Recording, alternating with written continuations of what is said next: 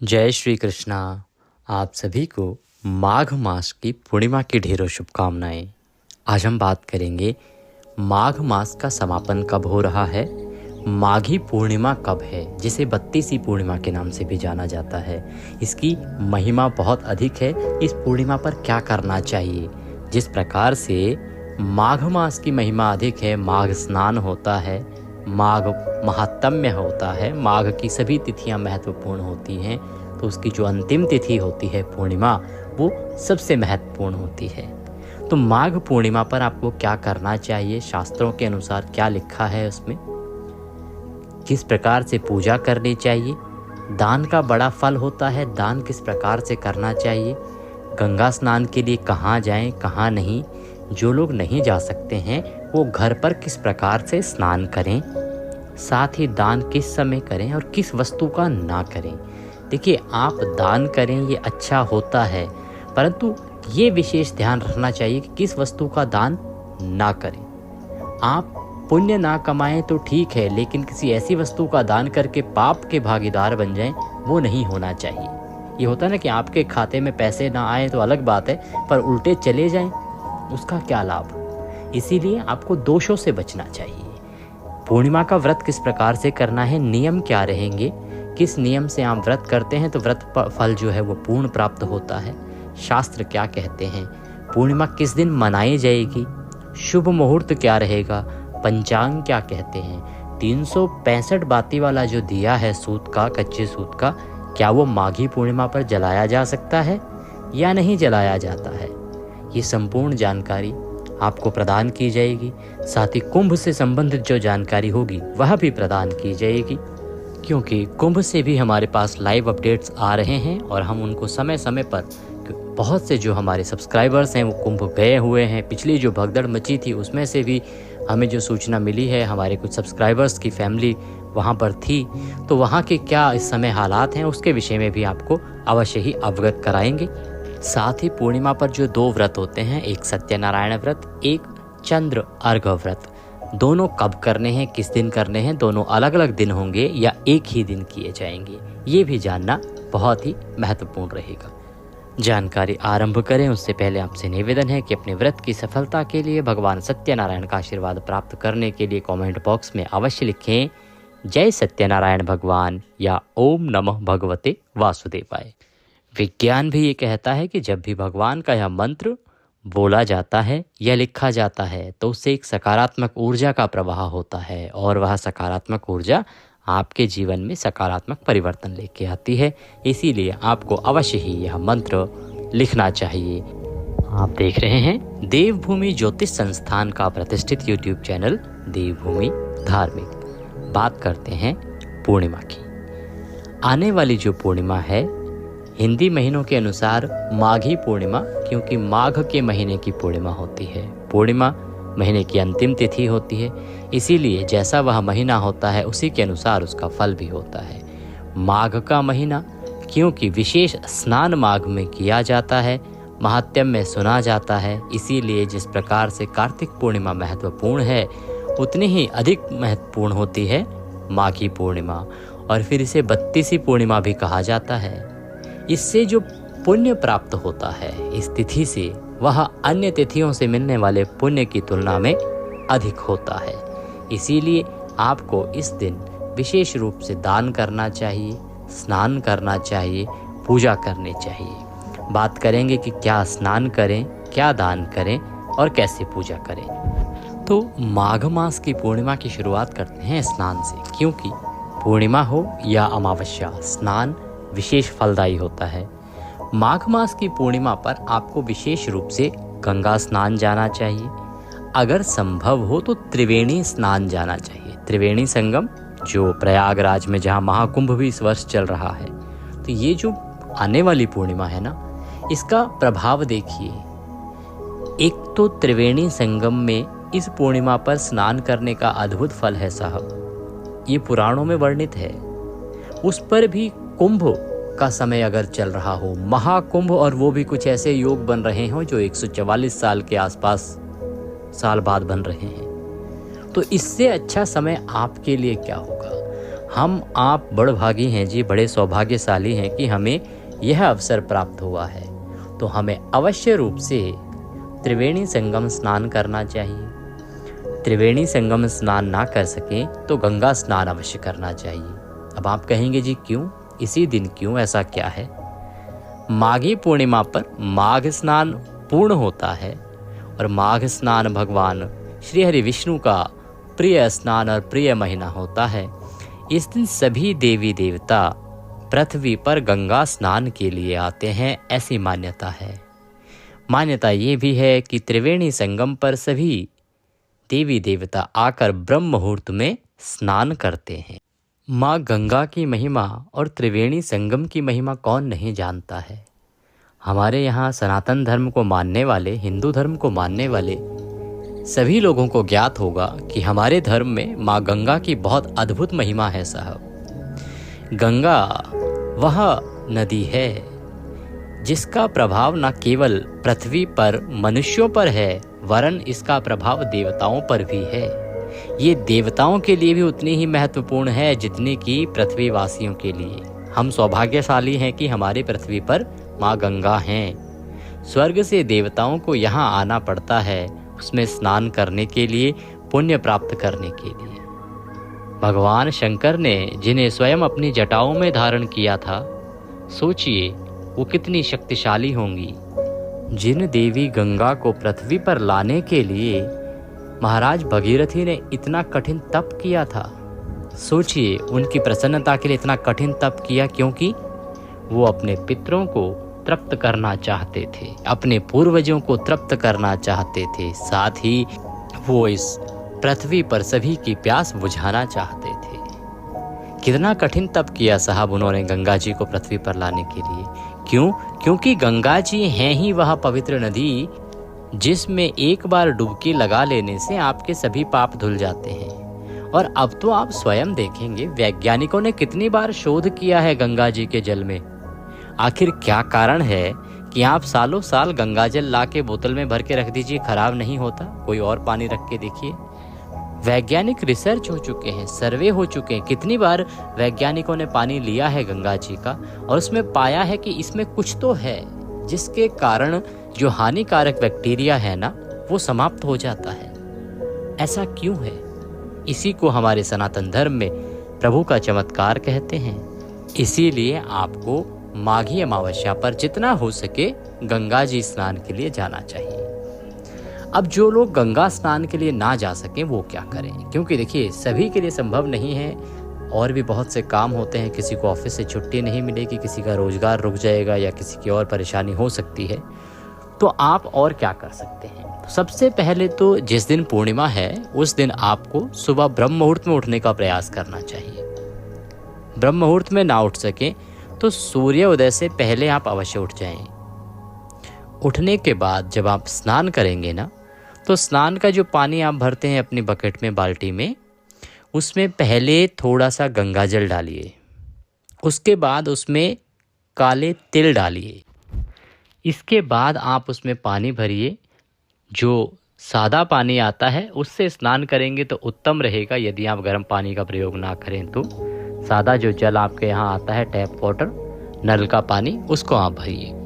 परंतु यदि संभव ना हो ठंडे पानी से नहाना तो आप गर्म पानी ले लीजिएगा। अपने सेहत के साथ आप किसी प्रकार का खिलवाड़ ना करें, आपकी सेहत को नुकसान नहीं होना चाहिए।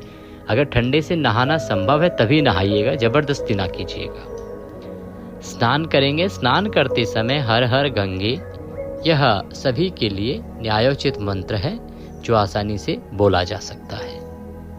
हो सके तो उत्तर की ओर मुख करके स्नान कीजिएगा। ये आपको इस पूर्णिमा पर गंगा स्नान का फल प्रदान करेगा।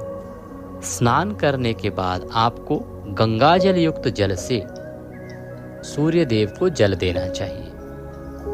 तदोपरांत हम पूजन आरंभ करेंगे। पूजन हम दोनों ही व्रतों के लिए कर रहे हैं। देखिए इस दिन 2 व्रत किए जाते हैं, एक सत्यनारायण भगवान का व्रत, दूसरा चंद्र अर्घ व्रत, जो सायंकाल को चंद्रमा के उदित होने के बाद चंद्रमा को अर्घ देके खोला जाता है। साथ ही ये भी बताएंगे कि आपको दान पुण्य क्या करना है। देखिए पहले पूजा करेंगे उसके बाद ही दान करना चाहिए ना। तो दान पुण्य क्या करना है क्या नहीं करना है, शुभ मुहूर्त तो वो सब बाद में आएगा। पहले आएगा आप पूजा कैसे करेंगे। और पूजन में भी सबसे पहले होता है संकल्प। किसी भी व्रत या दान पुण्य में संकल्प की बड़ी अद्भुत महिमा है साहब। संकल्प तो आपको अवश्य करना ही चाहिए। तो सामग्री एकत्र कर लीजिए। अब आप पूजा के लिए आसन लगा लीजिए। आसन लगा के बैठ जाइए। भगवान सत्यनारायण के स्वरूप की कोई प्रतिमा या तस्वीर आपके पास हो। भगवान सत्यनारायण स्वरूप ना हो तो कोई बात नहीं, भगवान विष्णु की कोई भी प्रतिमा या तस्वीर आप ले लीजिए।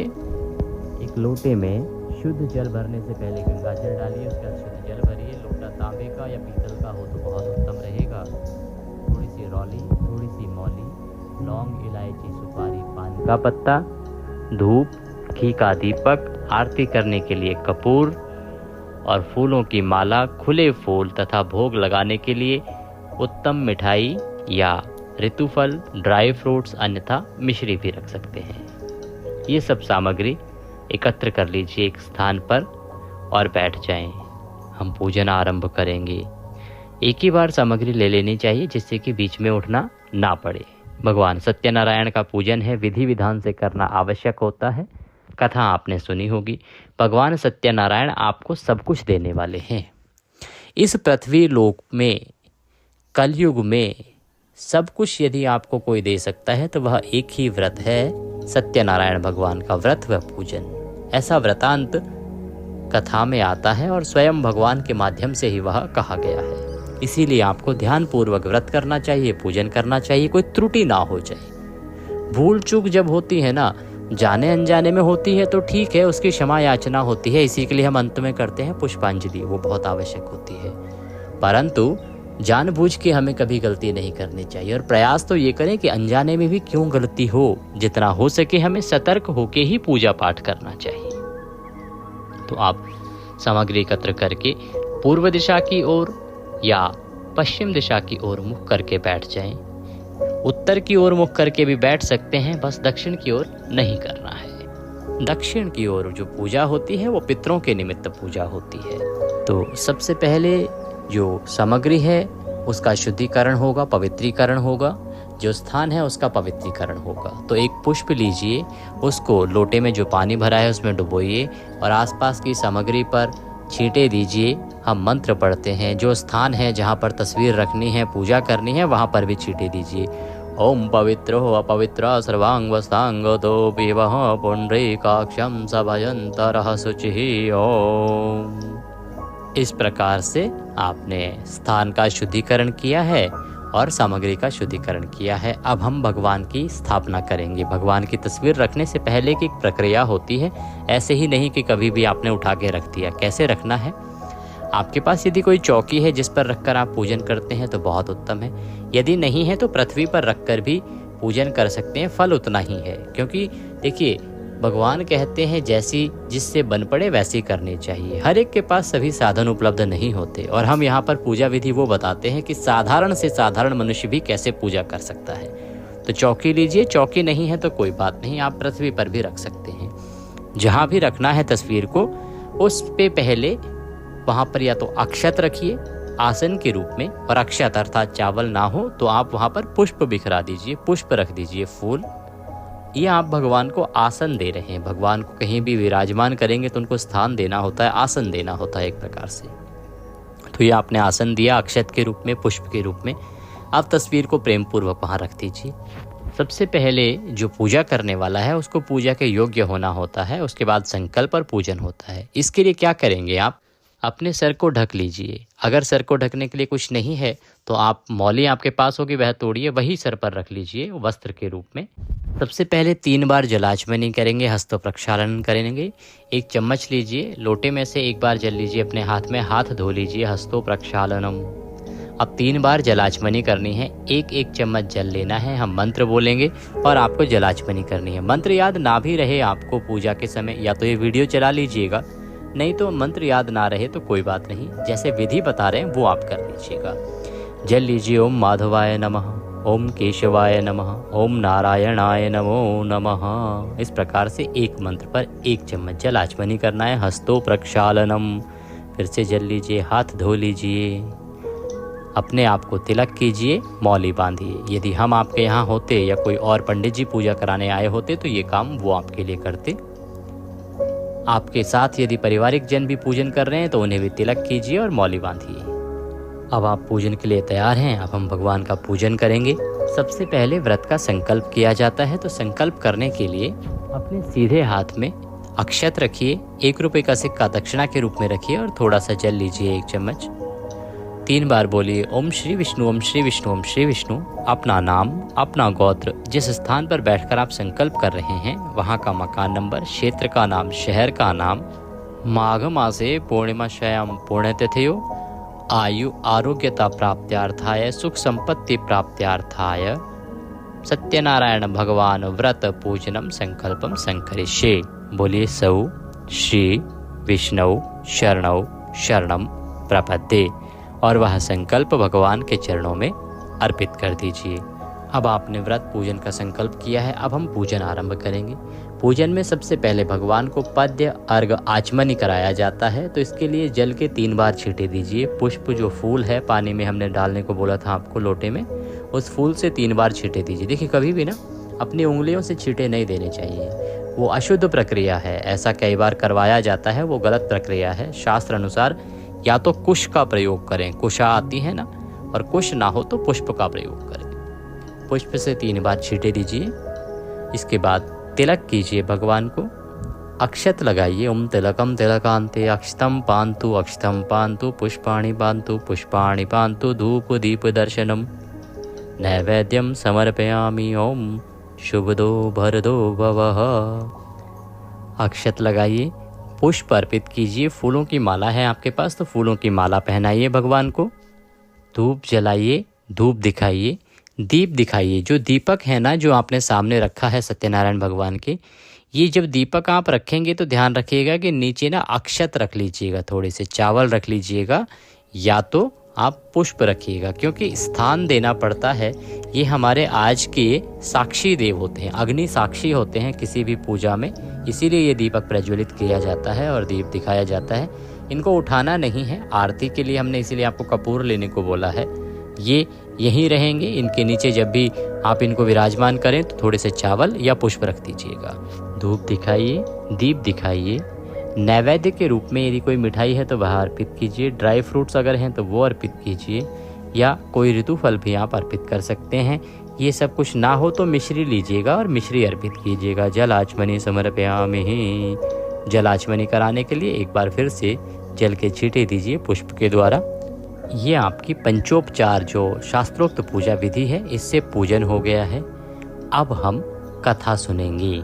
आपको इसके बाद भगवान सत्यनारायण की कथा सुननी चाहिए।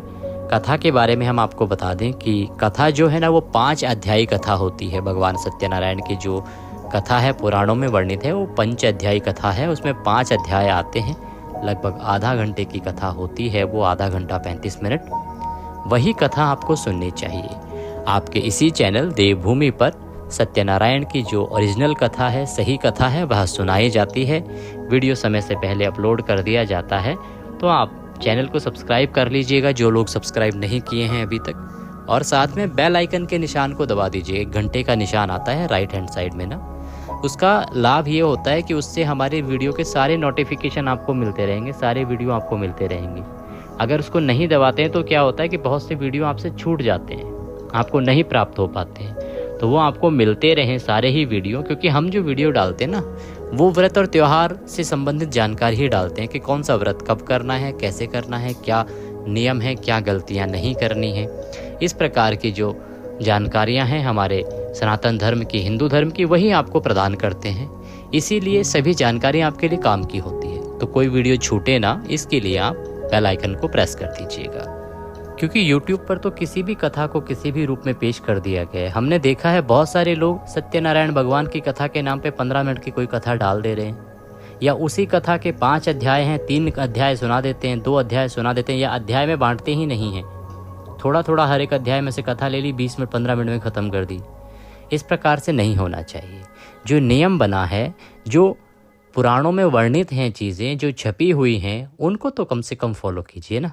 इसीलिए आप सही कथा का ही श्रवण करें। जो आपके इसी चैनल पर अवश्य रूप से सुनाई जाती है।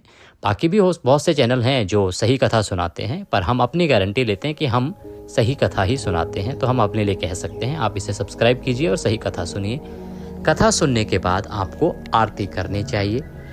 आरती करके भगवान को भोग लगाएंगे और उसके बाद हम करेंगे पुष्पांजलि। पुष्पांजलि एक आवश्यक प्रक्रिया है जो किसी भी पूजा के अंत में की जानी चाहिए। अपने हाथों में पुष्प ले लीजिए, खड़े हो जाइए, भगवान से निवेदन कीजिए, आवाहनम न जानामि विसर्जनम पूजम चैवम न जानामि क्षम्यताम परमेश्वर। हे प्रभु, ना हम आपका आवाहन जानते हैं, न पूजन जानते हैं, न विसर्जन जानते हैं। हम तो अज्ञानी जीव हैं। जैसी बन पड़ी है वैसी सेवा आपके श्री चरणों की है। इसमें जाने अनजाने में कोई गलती, कोई त्रुटि, कोई भूल हमसे हो गई हो तो प्रभु हमें क्षमा कीजिएगा। आप दया सिंधु हैं, हम आपके दर के भिखारी हैं। हे परमात्मा, इसके निमित्त आपको अर्पित करने के लिए हमारे पास कुछ नहीं है। तन मन धन सब कुछ आप ही का है। हमारे पास क्या है? मालती मलका जाति सत्पत्रादि संयुक्तम पुष्पांजलि मया दत्ताम ग्रहणाम परमेश्वर। यह पत्र पुष्प की भेंट है प्रभु, इसे स्वीकार करें और दया का आशीर्वाद प्रदान करें और वह पुष्प भगवान के चरणों में अर्पित कर दीजिए। भगवान को प्रणाम कीजिए। खड़े खड़े उस स्थान पर 1, 3 या 5 परिक्रमा कर लीजिए और इस प्रकार से आपकी यह आज की सत्यनारायण भगवान की जो पूजा है समाप्त होती है। अब आपको नियमों का पालन करते हुए दिन को व्यतीत करना है। इस दिन आपको किसी ब्राह्मण को भोजन कराना चाहिए। ब्राह्मण को भोजन ना करा सकें तो ब्राह्मण के निमित्त भोज्य सामग्री का दान करें। आप सूखा सीधा निकाल सकते हैं या आप दूध ले लीजिए, दूध के पैकेट के साथ कुछ दक्षिणा रख के वह ब्राह्मण को दे दीजिए। फल के साथ दक्षिणा रख के दे दीजिए या बिस्किट आदि के साथ दक्षिणा रख के वह ब्राह्मण को दे दीजिए। जो भी योग्य ब्राह्मण आपके आसपास हों उनको दीजिएगा। मंदिर में है तो मंदिर में दे दीजिएगा। दान आपको अवश्य करना चाहिए। माघी पूर्णिमा पर तिल के दान का विशेष विधान है। हो सके तो आपको सवाया तिल का दान करना चाहिए। सवाया अर्थात 125 ग्राम, 1.25 किलो, 5.25 किलो, इस तरह से सवा लगा के आपको सवाया तिल का दान करना चाहिए, काले तिल का दान। ये माघी अमावस्या के लिए महत्वपूर्ण है। माघ के महीने में तिल की बड़ी अद्भुत महिमा है, आपने सुना ही है, पहले भी हमने आपको बताया है। और ये अंतिम दिन है माघ का। इस दिन आपको तिल का दान अवश्य ही करना चाहिए और तिल का सेवन भी करना चाहिए। जब आप व्रत खोलेंगे तो उसमें तिल का सेवन अवश्य करिएगा। आप तिल गुड़ के लड्डू खा सकते हैं, गजक खा सकते हैं, तिल से बनी हुई, खोए से बने हुए लड्डू खा सकते हैं, तिल से बनी हुई कोई और सामग्री भी खा सकते हैं। तिल का आपको उपभोग अवश्य ही इस दिन करना चाहिए। आपके पास यदि तिल के लड्डू हो तो भगवान को भी आप तिल के लड्डू का भोग इस दिन लगा सकते हैं, बहुत उत्तम माना जाता है। शुद्धता का ध्यान रखना है। ब्रह्मचर्य का नियम का पालन आपको अवश्य करना है। स्त्री पुरुष सभी के लिए महत्वपूर्ण है। ये नियम नहीं टूटना चाहिए। ये नियम टूटेगा तो आपका व्रत भी खंडित होगा और आपको दोष भी बहुत अधिक लगेगा। इसीलिए ब्रह्मचर्य का ध्यान रखें, शुद्धि का ध्यान रखें, किसी पे क्रोध ना करें, किसी से अपशब्दों का प्रयोग ना करें, किसी का अहित ना करें, किसी को हानि ना पहुंचाएं। पीपल पर तिल युक्त जल से जल अर्पित करें और सायंकाल को पीपल पर दिया जलाएं। अब बात करते हैं कि ये पूर्णिमा मनाई किस दिन जाएगी, किस दिन है माघ मास की पूर्णिमा। तो पूर्णिमा तिथि आरंभ हो रही है 11 फरवरी को शाम को 6:55 पर और 12 फरवरी को शाम को 7:22 पर यह समाप्त होगी। सूर्य के मुख से जब तिथि होती है तो वह उत्तम मानी जाती है। तो सूर्य उदय 12 फरवरी को पूर्णिमासी में होगा तो 12 फरवरी को माघ मास की पूर्णिमा मनाई जाएगी। स्नान जो होगा, शाही स्नान होगा, कुंभ स्नान होगा, वह भी 12 फरवरी को प्रातः ब्रह्म मुहूर्त में ही किया जाएगा और चंद्र अर्घ व्रत जो है वो भी 12 फरवरी को ही किया जाएगा। बात करते हैं चंद्रोदय कब होगा, कब चंद्रमा को अर्घ देना है। इस दिन चंद्रमा उदित होगा 5:59 पर शाम को। मुहूर्त की बात करें तो अमृत का चौघड़िया है सुबह 8:25 से और 9:49 तक। ये बहुत उत्तम है। शुभ अगर चौघड़िए की बात करें तो 11:12 से और 12:35 पर भी उत्तम समय है। लाभ का चौघड़िया रहेगा शाम को 4:46 से और 6:09 तक। इस दिन ब्रह्म मुहूर्त रहेगा सुबह 5:19 से और 6:10 तक। ये थी जानकारी पूर्णिमा के बारे में। वीडियो क्षमा चाहेंगे थोड़ा सा बड़ा हो गया है, पर जानकारी बहुत ही महत्वपूर्ण थी तो इसलिए देना आवश्यक था। वीडियो थोड़ा सा भी अच्छा लगा हो तो कृपया लाइक अवश्य कर दीजिएगा, क्योंकि बड़ी मेहनत से हम ये वीडियो बनाते हैं और जब आप एक लाइक करते हैं तो उससे हमारा उत्साहवर्धन होता है, जिससे कि हम सही जानकारियाँ लेके आपके लिए आते रहें। चैनल पर नए हैं तो सब्सक्राइब कर लीजिएगा। और क्योंकि सबके लिए उपयोगी है, सभी लोग जान सकें कि कैसे करनी चाहिए पूजा सत्यनारायण भगवान की, इस वीडियो को अधिक से अधिक लोगों तक पहुंचाइए, सर्कुलेट कीजिए। वो लोग जब इससे पूजा करेंगे उन्हें लाभ होगा तो उसका पुण्य आपको भी प्राप्त होगा। भगवान सब पर कृपा करें। जय सत्यनारायण।